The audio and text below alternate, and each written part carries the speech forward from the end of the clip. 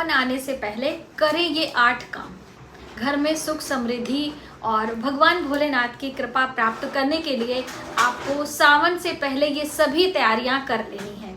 अपने मंदिर को कैसे सजाना है, क्या क्या चीज़ें हमें बाहर से लाकर रखनी है, कैसे अपने घर में पूजा पाठ करते हुए हम भगवान भोलेनाथ की कृपा सावन के महीने में ले सकेंगे। दोस्तों, सावन का महीना भगवान भोलेनाथ को समर्पित है, ये आप सभी को पता है। तो देखिए, चाहे आप सावन के सोमवार का व्रत कर रहे हो या फिर सावन के महीने में भगवान भोलेनाथ की प्रसन्नता के लिए आप और कोई भी व्रत कर रहे हो, ये तैयारी आपको अवश्य करनी है।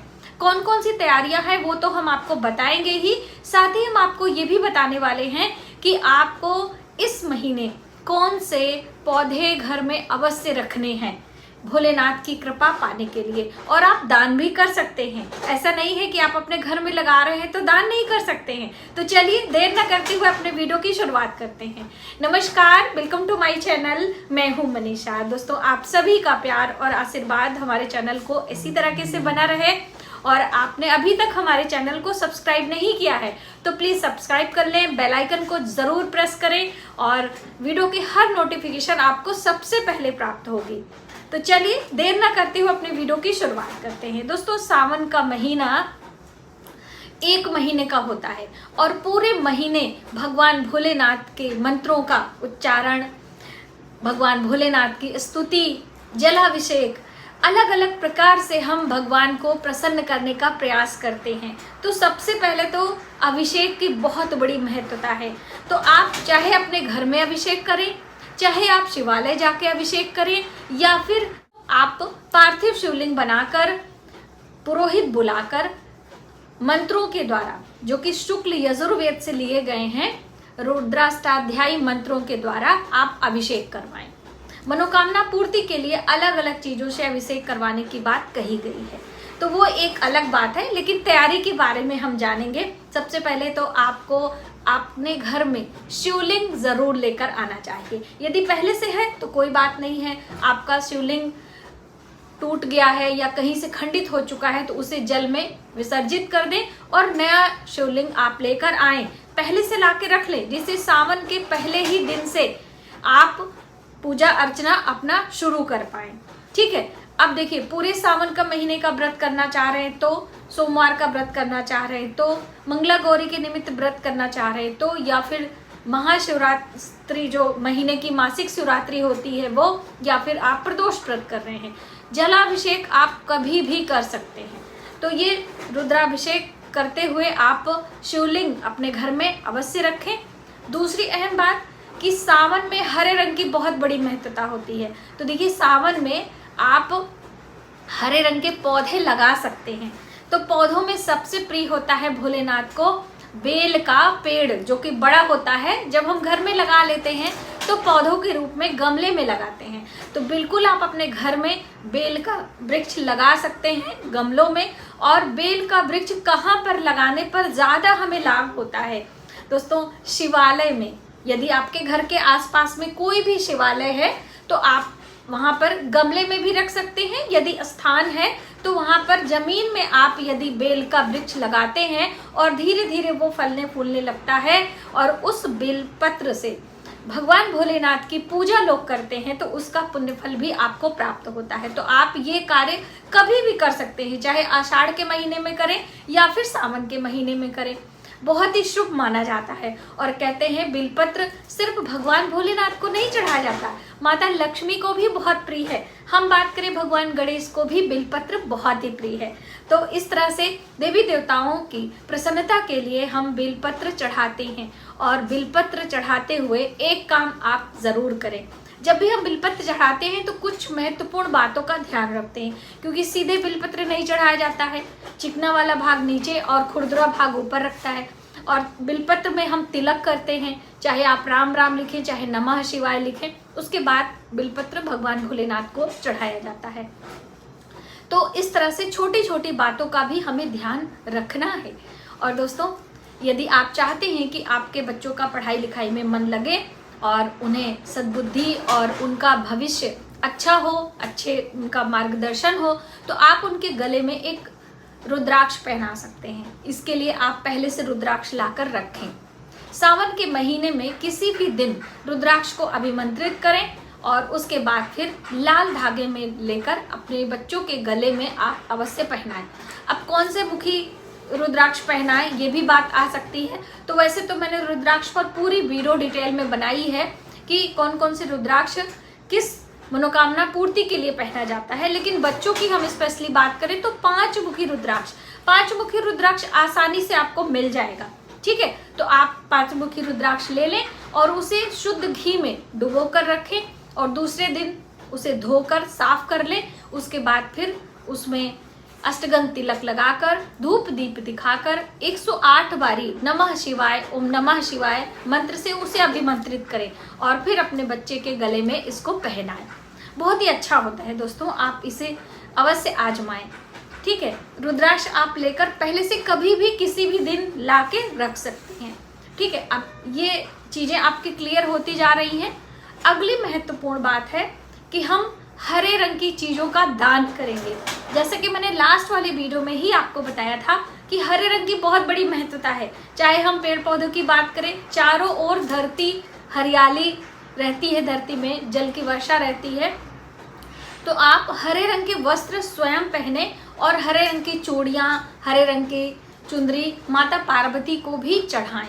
तो इसके लिए कोई ज़रूरी नहीं है कि सावन में ही हम खरीदेंगे, पहले से खरीद कर आप रख सकते हैं। और ऐसा नहीं है कि चातुर्मास लग जा रहा है तो हम कोई दान पुण्य की चीज़ें या सुहाग की चीज़ें, श्रृंगार की चीज़ें हम नहीं खरीद सकते हैं।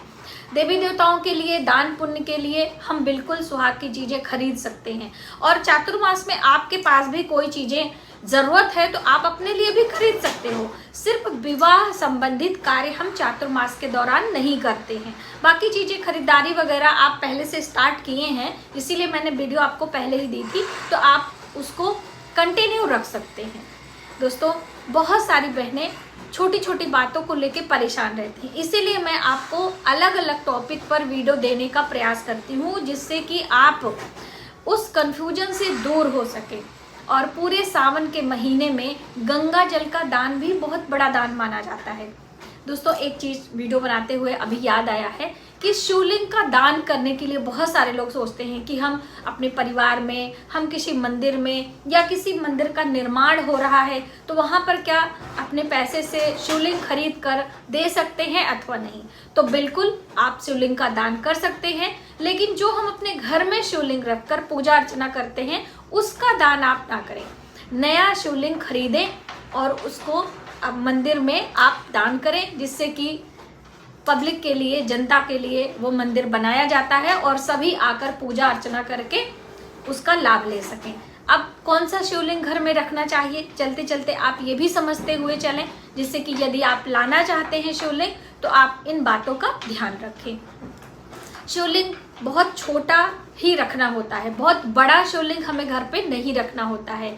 आप अपने मुट्ठी के बराबर इतना आपको ऐसे देख लेना है। साधारण भाषा में हम आपको बता रहे हैं, 1 मुट्ठी के बराबर ही आपको शिवलिंग रखना चाहिए। इससे बड़ा शिवलिंग हमारे लिए उतना कल्याणकारी नहीं होता है।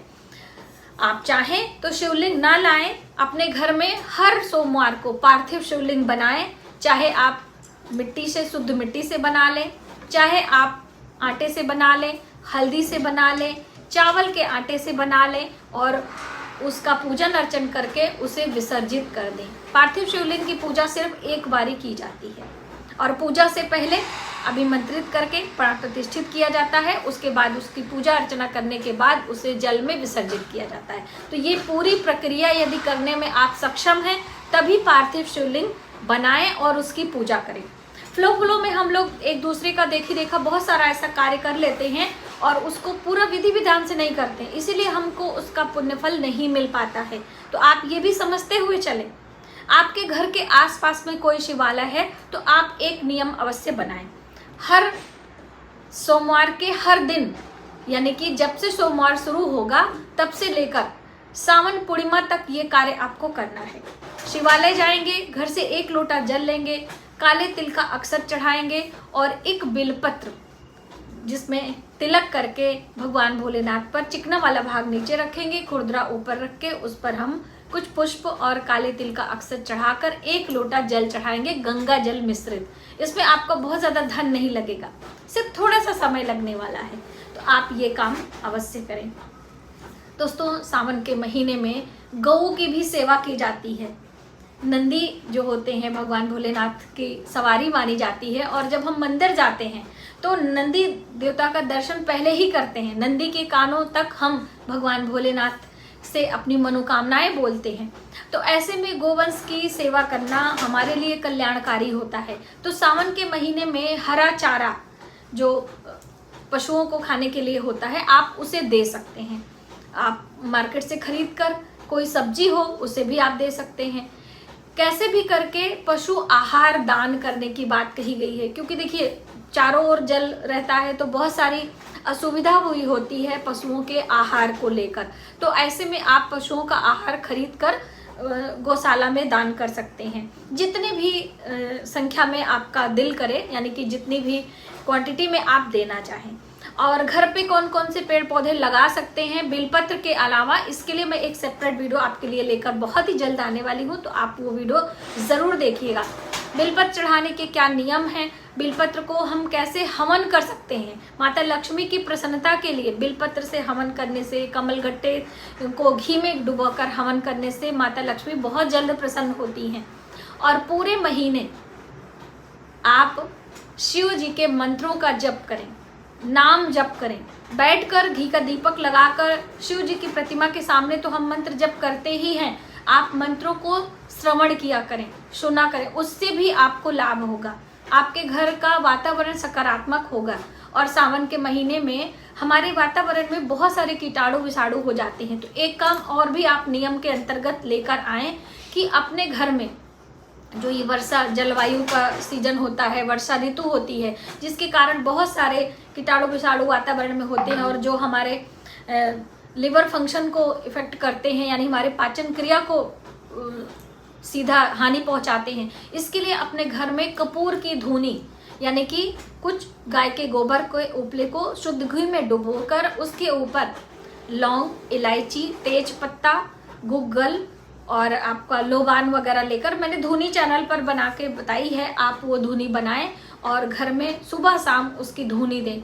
इससे जीवाणु विषाणु का शमन तो होगा ही, आपके घर का वातावरण शुद्ध होगा, माता लक्ष्मी की प्रसन्नता और आपके घर में सुख समृद्धि भी आएगी। दोस्तों, बहुत सारी चीज़ें ऐसी होती हैं जो कि हमारे लिए कल्याणकारी होती हैं, लेकिन लाभ वही करता है जो हम करने में सक्षम होते हैं और पूर्ण श्रद्धा भाव से। तो आपने जाना कि सावन आने से पहले बहुत सारी बातों का हमें ध्यान रखना होता है और हरी हरी चूड़ियाँ अवश्य पहने और दान भी करें माता पार्वती को पहले दान करके। और आपके पास लास्ट ईयर की चूड़ियाँ साड़ियाँ हैं तो आप उसे बिल्कुल पहने। ज़रूरी नहीं है कि हर साल अपने लिए बहुत सारे पैसे खर्च करके हम त्यौहार मनाएं। और सावन पूर्णिमा पर रक्षाबंधन का पर्व मनाया जाता है, जो कि आने वाले दिनों में इसके लिए विशेष जानकारी हम आपके लिए लेकर आएंगे।